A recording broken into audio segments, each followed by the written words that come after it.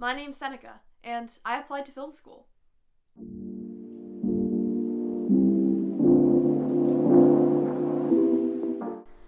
So I've never really made a YouTube video like this before, but I've been wanting to make one because I know that there are high schoolers out there who have a passion for filmmaking and want to study filmmaking in college but have no idea where to start. And this is exactly how I felt at the beginning of my college application process. So this short video and the part 2 of this video will basically be me giving advice that my younger self would have loved to know before and while applying to film school. Let's get to it. So my first piece of advice is pretty obvious, but start early. So if you're going to film school or art school, it's most likely that you're going to submit a creative portfolio and extra supplements. So you want to make sure you're leaving yourself extra time to make quality work. So I started the whole process the day after junior year ended, and I know that can sound really overwhelming and scary, but trust me, it's a good thing to do because you'll leave your future self feeling less stressed and less overwhelmed when they don't have to cram and rush to do like 10 supplementals.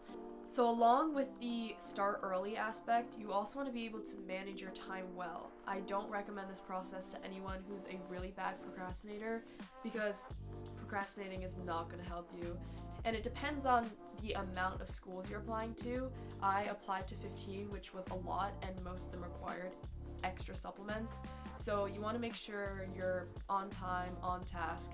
If you have a free period at school, maybe use it to brainstorm ideas for a supplement or go over and edit an essay. Something that was super helpful to me to kind of just go through this whole college application process was to make really organized Google Docs folders, as well as a huge spreadsheet with all the colleges that I was applying to, how many regular supplements that they had, and then how many creative supplements they had, and then when it was due. That way I could split it up by early action, and then that like weird time where like UCLA and USC wanted me to submit stuff, and then regular decision. That way I could prioritize certain things, and I could start checking stuff off, and it was overall really, really helpful. Also, if you guys are wondering how I knew how many supplemental essays to write as well as how many creative portfolio pieces I needed, you can always just go to the college website, and then you might have to do some digging and click a lot of links, but you'll eventually find the section on the webpage where it lists everything that you need to submit, what kind of prompts they want you to follow, what kind of short film they want you to submit. So all of that should be listed on the website, and I put that in my spreadsheet as well. This process takes a lot of time and hard work, so be prepared for that. So the second thing might be a little weird, but it helped me out a lot, and that's don't fall in love with the school. I visited a lot of schools, and I made sure not to get too attached, not to buy any of their college merch, because I knew that if I got too attached, I would be really sad if I got rejected. I went into this with a really just like chill mindset almost, and I was just like, if I don't get in, I'm gonna be okay wherever I end up, because as long as I have the passion and motivation to continue filmmaking, then I'll be okay. I have a lot of friends who got attached to schools really early on and were devastated when they didn't get in, and it takes a mental toll on you. So try to approach every school equally, and that way you'll kind of be indifferent about it, but also be like, oh, I can see myself going to school. You'll find a perfect balance. I think it'll definitely be just better in the long run, and it'll definitely help your future self, again, feel less stressed and less overwhelmed when you're getting a decision back.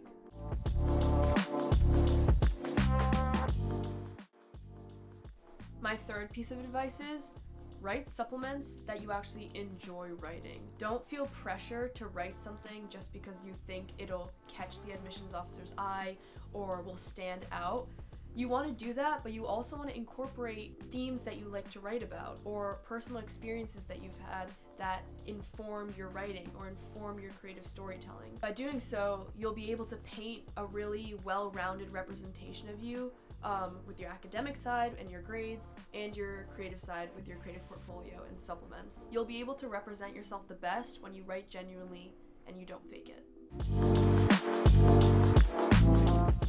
I don't think people understand how draining applying to art school or film school really is.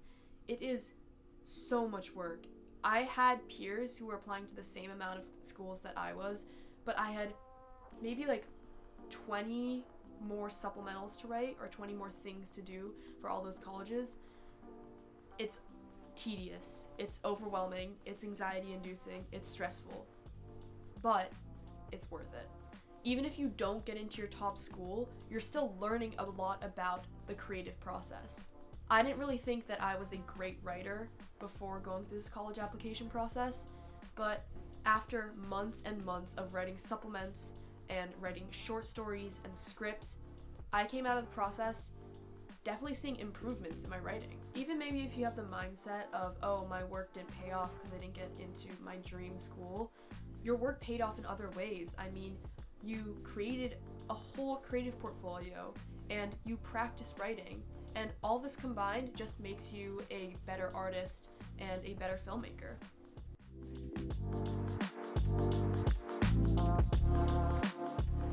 The last really important thing that I learned from this whole process is how important perspective is. Whether it's looking at your checklist and realizing that you have 6 more supplemental essays to write in a matter of like 10 days, or getting a decision back, the way you look at something can make you feel better or worse about a situation.